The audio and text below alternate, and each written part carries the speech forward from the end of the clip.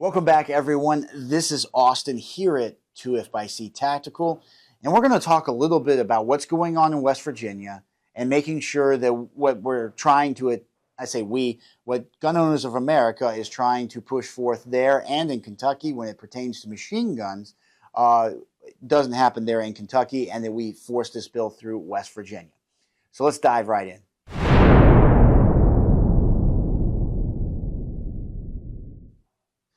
All right, everyone, we're going to talk about what's going on in West Virginia as it pertains to Senate Bill 1071. This is the machine gun bill. This is the bill that is attempting to comply with federal law and set up a state agency within the West Virginia state that would facilitate the transfer of machine guns from me to you. That would be amazing because there's a lot of cool stuff out there that you can own if this was ever to come into fruition, and something that we should push forward and we should be blowing everyone up. So if you live in West Virginia, you should be calling your Senate office and telling them to put this bill forward. Otherwise, go down to the link down below and click the GOA form to shoot off in the preformed email. Again, put the pressure on, guys. Now, if you don't mind commenting, and subscribing, we're going to continue to bring you updates and news. There's so much going on. Head over to Rumble, hit a like over there. We are going to have some stuff that's going to only be on Rumble just because YouTube deems it spicy. So please go over on that channel. And if you would like to support us, go visit our Patreon. We really appreciate all those who are supporting us. It's allowing us to continue to bring you the news, and we can't wait to bring you more. Now, diving into today's video, it's very interesting to see the shenanigans going on in West Virginia. And the reason why I mentioned that is because West Virginia is a very pro-gun state in a lot of ways.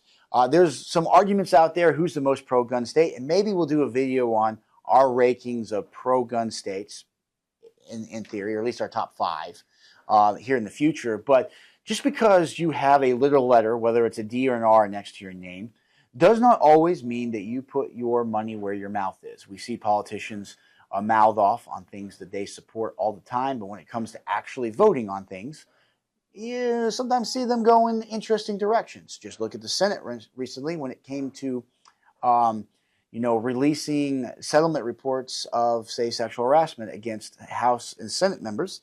That was voted down, and you look at a lot of Democrats, including squad members who claim that they're for this kind of thing, voted against the bill. Very interesting, right? Guns are no exception, and oftentimes, though, guns are the most egregious exception to this rule. You get a lot of people, especially on the right side, who, or right side of the aisle, I should say, who will say they're pro-gun, but when it comes to pro-gun bills, they either don't vote or advance them, or, gun control comes up and they support that. We saw that with the Bipartisan Safer Community Act with John Cornyn down in Texas pushing forward that particular gun control boondoggle. Quick pause in the video, guys, to give a shout out to our channel sponsor, Patriot Mobile. Now, I've personally been a member of Patriot Mobile for several years now.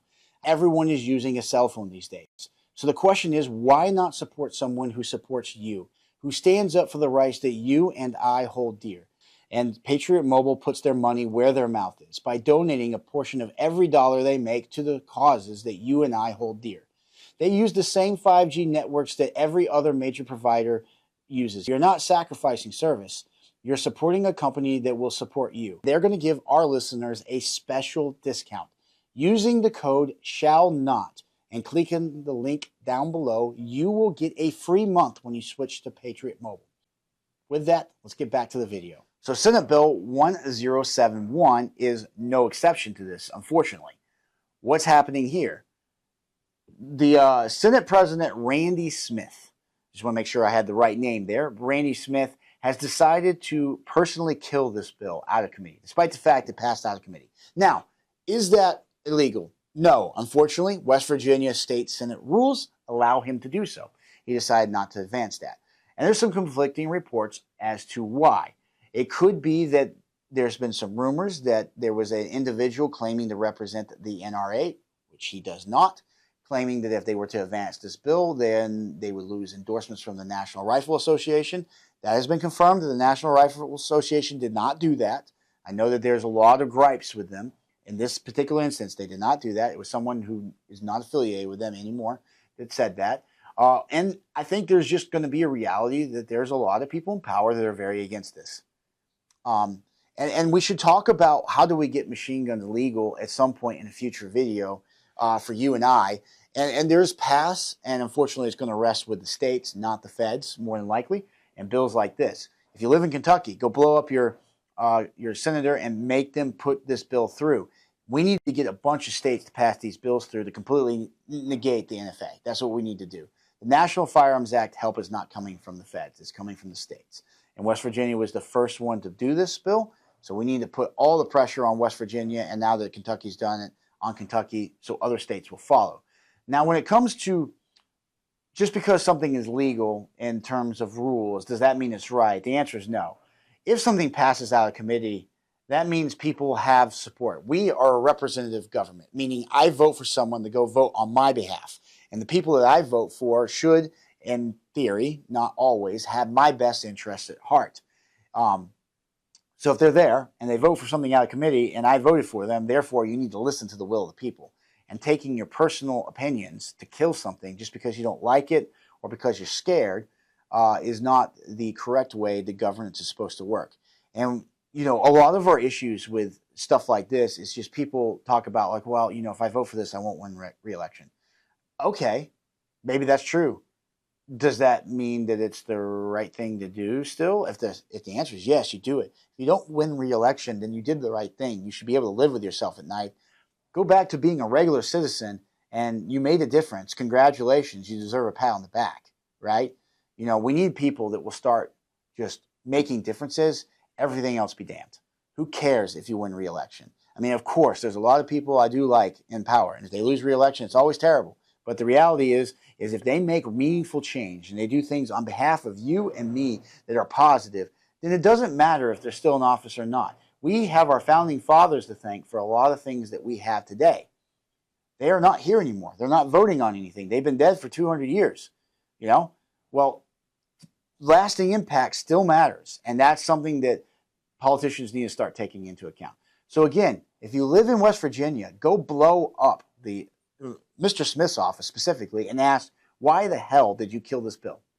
I don't swear often on this channel, but I mean, you know, what the hell, guys? I mean, why did you kill this bill? And then demand that your senators put this again into another bill that's already moving forward, and let's get this thing passed and start chipping away at that gun control brick by brick that was built in the federal government starting all the way back in 1934. So again, that's what the purpose of this video is. It's kind of a short update.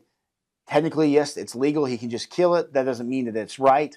Let's force them to either reconsider or just put it somewhere else where he cannot kill it, Mr. Smith over there. Mr. Smith, shame on you for doing this. Now, guys, again, I write about this all the time. Please check out our news section. We have articles coming out every day. The cascade of 2A news is insane. And we here at 2FC Tactical are working very hard to be your one-stop shop for all things 2A, whether it's, you know, what's going on in the world, it's, you know, acquiring the things that you need to acquire to defend yourself and your family. You know, we have a relatively large CNR collection that seems to come in and out quite often. We got a lot of collector guns, so please check out our website and everything for that kind of stuff. If you want to see what we have our Second Amendment Museum. There's so much going on. We want to be your one-stop shop. Now, when it comes to just supporting this channel, we appreciate each and every one of you. Please like, comment, subscribing. Continue to show the YouTube algorithm this is the content you want to see. Every view, every click helps. Go over the Rumble, go over the Patreon. We appreciate everyone who already has. We're growing our audiences there. We really appreciate that. And then again, support those who support you. Always, always, always. Until the next video, we'll see you then.